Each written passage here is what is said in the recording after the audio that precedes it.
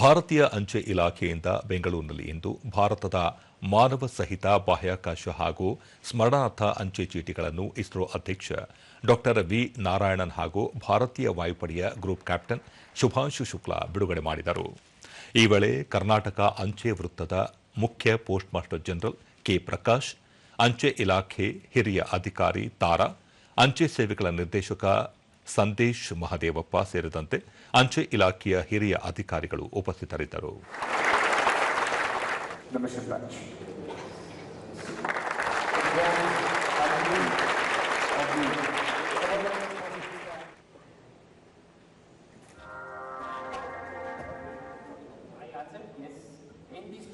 ಬಳಿಕ ಶುಭಾಂಶು ಶುಕ್ಲಾ ಬಾಹ್ಯಾಕಾಶ ಯಾತ್ರೆಯ ಕುರಿತು ಮಕ್ಕಳ ಪ್ರಶ್ನೆಗೆ ಉತ್ತರಿಸುವುದು ಅಷ್ಟು ಸುಲಭವಲ್ಲ. ಮಕ್ಕಳಿಗೆ ಸಾಕಷ್ಟು ಅವಕಾಶಗಳು ಇದ್ದು ಮುಂದಿನ ದಿನಗಳಲ್ಲಿ ಅವರು ಬಾಹ್ಯಾಕಾಶ ಸೇರಿದಂತೆ ವಿವಿಧ ಕ್ಷೇತ್ರಗಳಲ್ಲಿ ಉತ್ತಮ ಸಾಧನೆ ಮಾಡುವಂತೆ ಮಕ್ಕಳಿಗೆ ಸಲಹೆ ನೀಡಿದರು.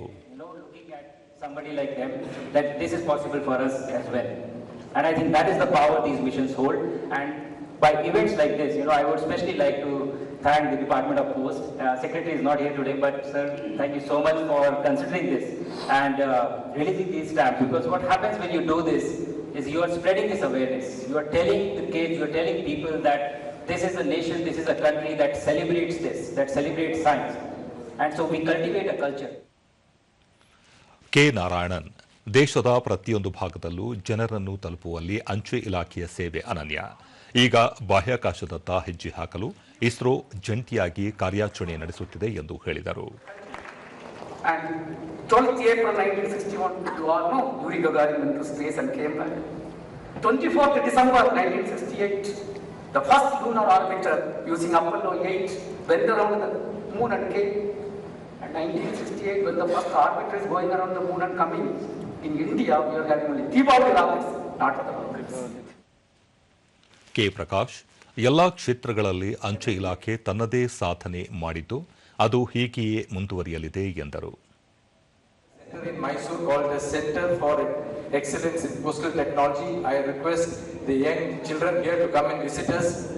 Our people have developed fantastic software where all your postal transaction, banking transaction, insurance transaction takes place on the software we develop.